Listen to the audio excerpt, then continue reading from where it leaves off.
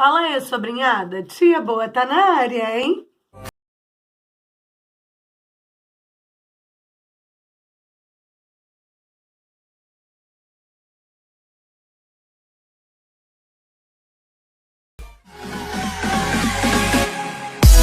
E assim, vai rolar um barulhinho de chuva? Vai.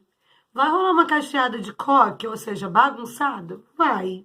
Mas o que importa é o conteúdo desse vídeo. Então você já deixa seu like, se não for inscrito, se inscreve no canal. Não deixa de comentar o final do vídeo.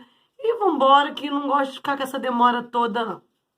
Hoje eu vou falar para vocês nesse vídeo sobre um filme que foi lançado nesse ano agora de 2022 e que bugou a mente de muita gente. Se você procurar no YouTube inteiro, você não consegue ainda encontrar uma explicação lógica para cada detalhe desse filme, que dá uma bugada legal. E é por isso que eu gostei dele, né? Se buga, eu gosto. E eu acho que eu posso trazer para vocês uma explicação mais lógica sobre ele.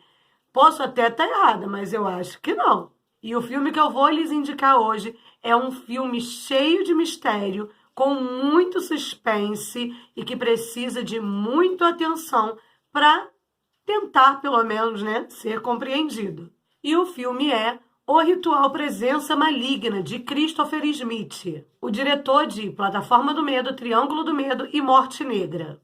O filme traz o gênero terror com suspense. Muito suspense.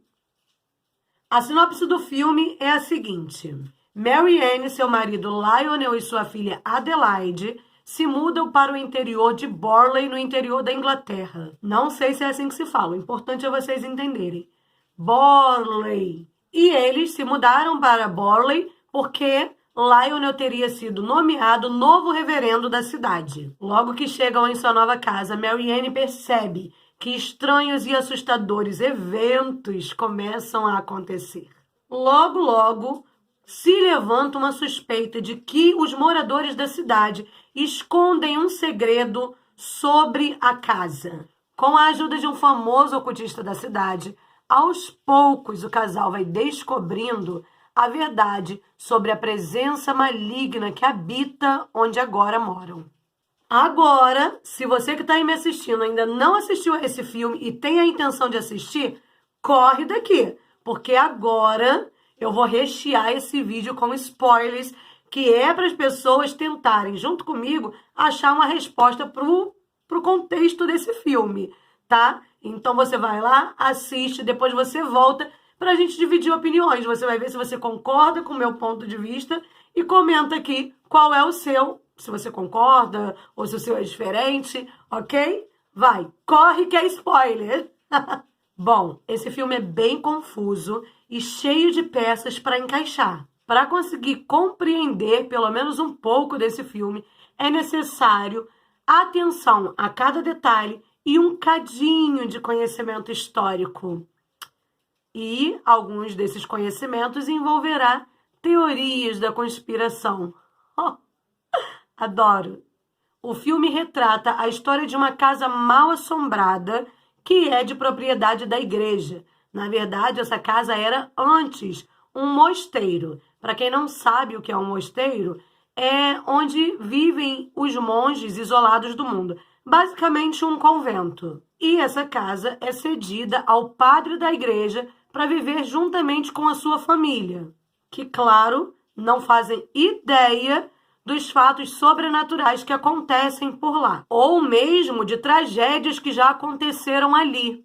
Pois, sobre as tragédias, o bispo costuma manter esse tipo de fato que aconteça dentro da casa, que não aconteceu só com uma família, no caso, em segredo, porque isso evita sujar a imagem da igreja e também a imagem da casa. Afinal de contas, o novo reverendo vai viver ali. E quem vai querer viver numa casa onde pessoas cometeram suicídio, assassinato, onde tem crime, né, envolvido, onde teve tragédia, uma casa completamente descarregada? Acho que o padre saberia, não ia nem querer viver lá, né?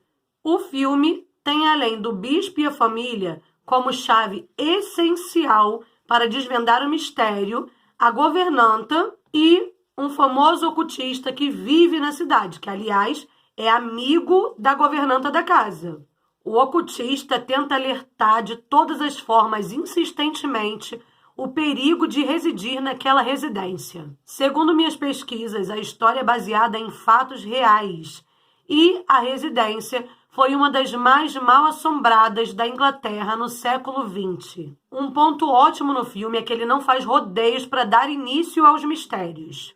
E a cada nova cena surge um novo mistério que nos faz ficarmos cada vez mais presos nessa história.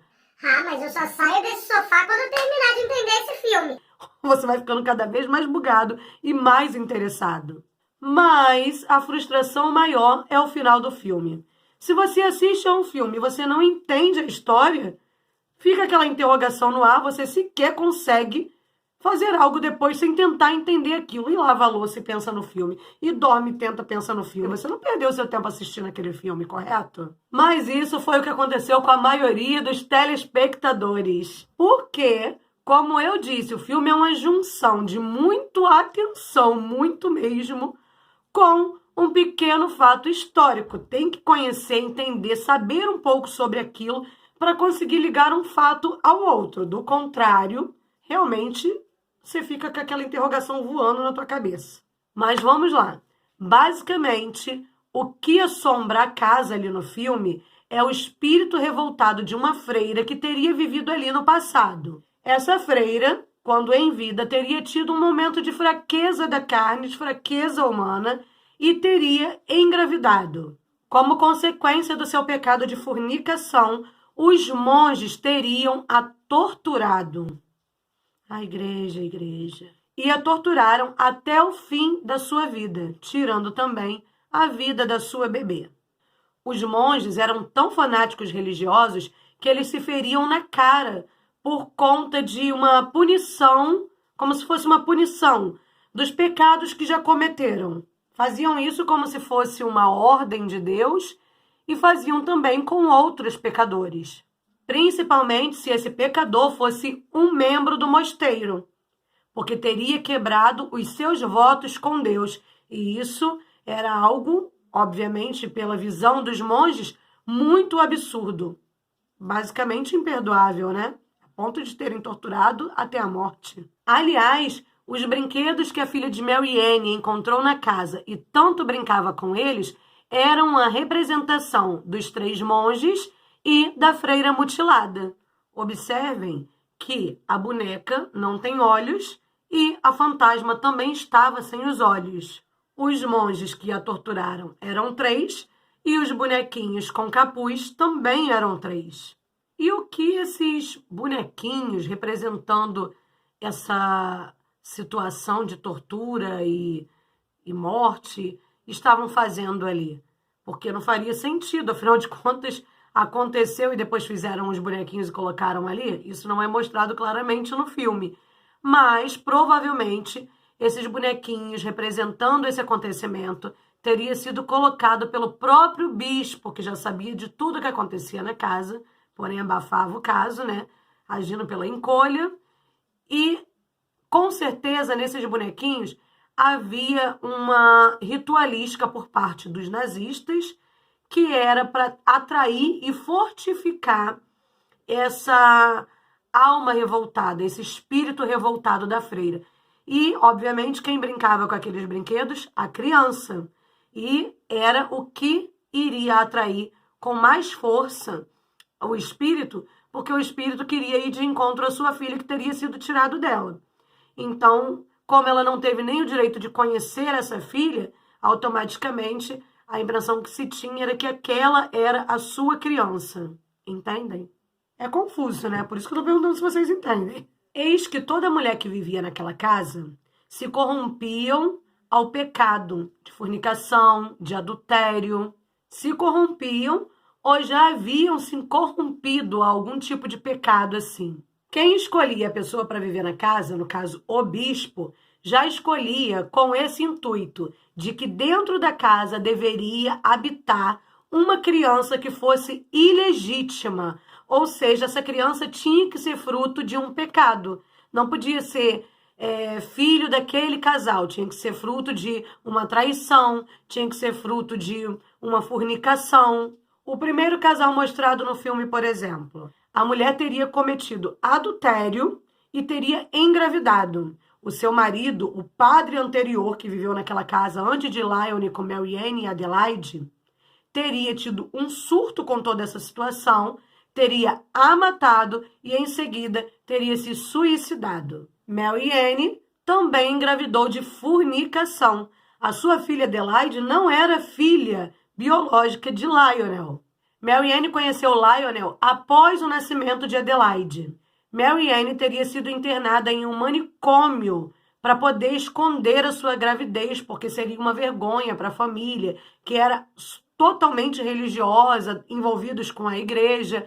E assim que a sua filha nasceu, teriam atirado dela. Lionel, que era um padre que geralmente visitava o manicômio, já teria conhecido Mary Ann, já teria se encantado por ela e ao ver o seu sofrimento de lhe tirarem a sua filha, teria pedido ajuda para o bispo para que ela pudesse recuperar a criança e sair de lá, as duas em total segurança. Lionel propôs se casar com Mary Ann para poder abafar essa tal vergonha da família, porém, é por isso que no filme também mostra que Lionel não toca em Mary Ann, ele não se sente à vontade para ter relações conjugais com a sua própria esposa, pois Lionel também é tão religioso que acredita que ter relações com uma mulher que já teve relações com outro homem é estar em fornicação.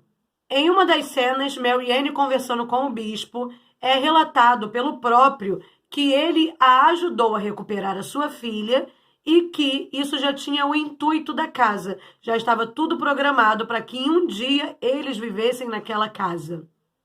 Tanto que, nesse momento, o bispo ameaça Mary Ann de que saísse da casa, ele retiraria de novo dela a Adelaide.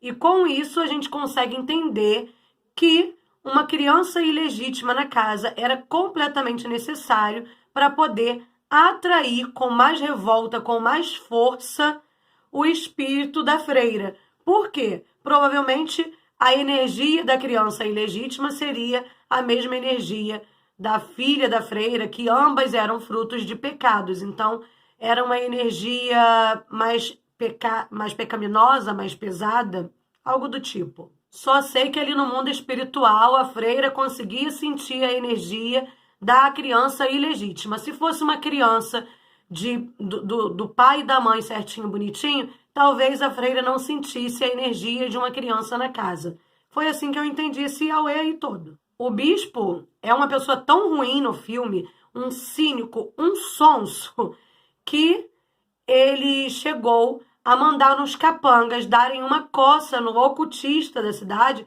por ele estar tentando alertar Lionel e Mary Ann sobre o perigo deles estarem vivendo ali. Mas o ocultista é insistente e não desistiu de ajudar a essa família.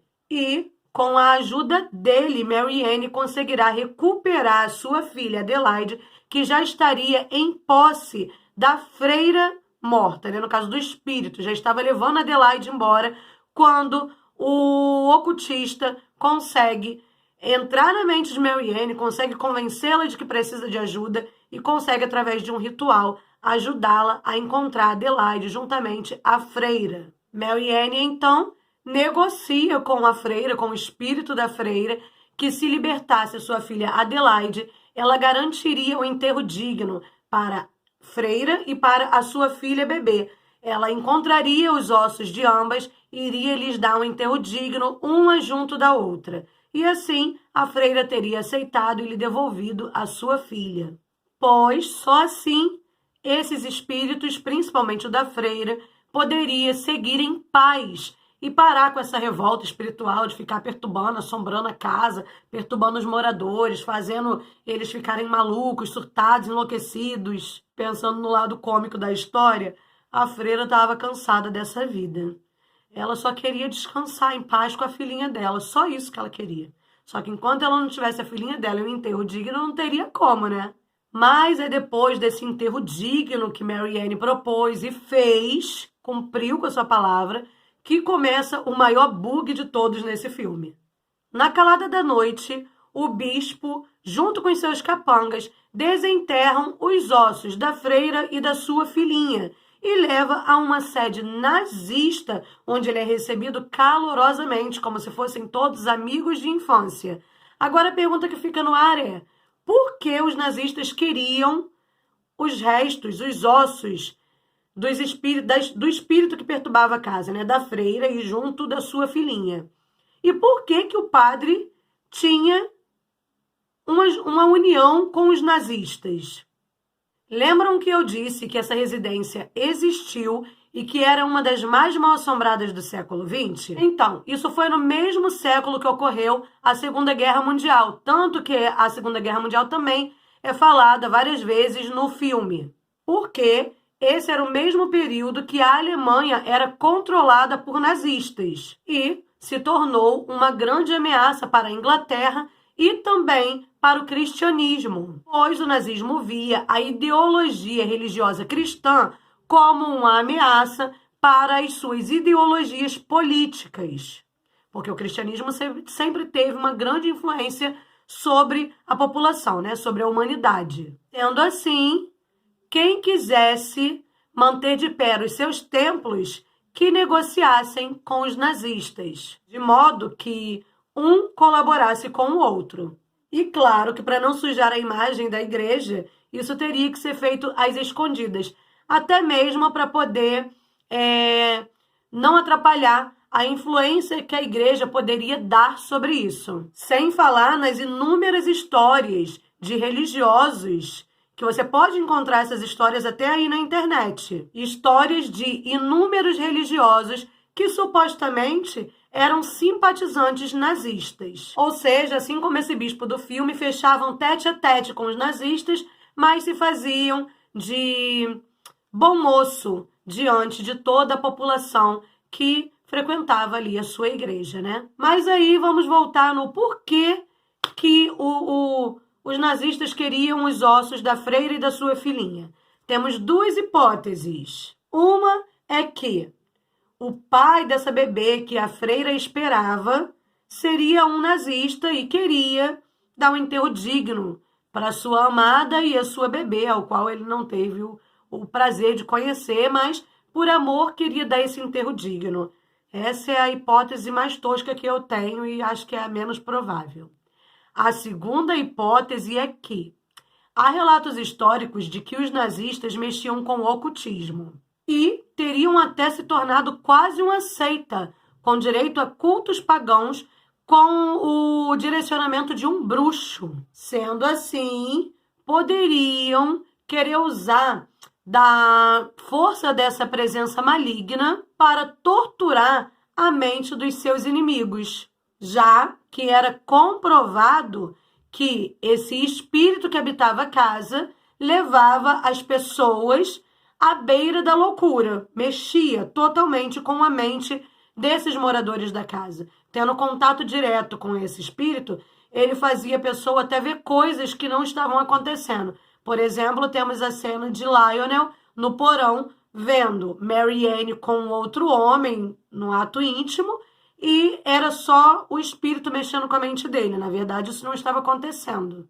Lionel já estava tão perturbado com o ciúme, com tudo isso, que provavelmente, se Mary Ann não tivesse tido a ajuda do ocultista da cidade, provavelmente ela acabaria como aquele outro casal, né, de moradores que teve na casa antecedentes dele, anteriores, né, que acabou o homem desfalecendo sua esposa e depois se enforcando. E desenterrando os ossos da freira e da sua filhinha, com certeza potencializaram a revolta desse espírito e agora poderiam até escravizá-lo. Assim como Salomão fez com seus daimons, os nazistas, nesse filme, poderiam fazer com o espírito da freira, escravizá-la e fazer com que ela entrasse na mente, perturbasse qualquer um dos seus inimigos.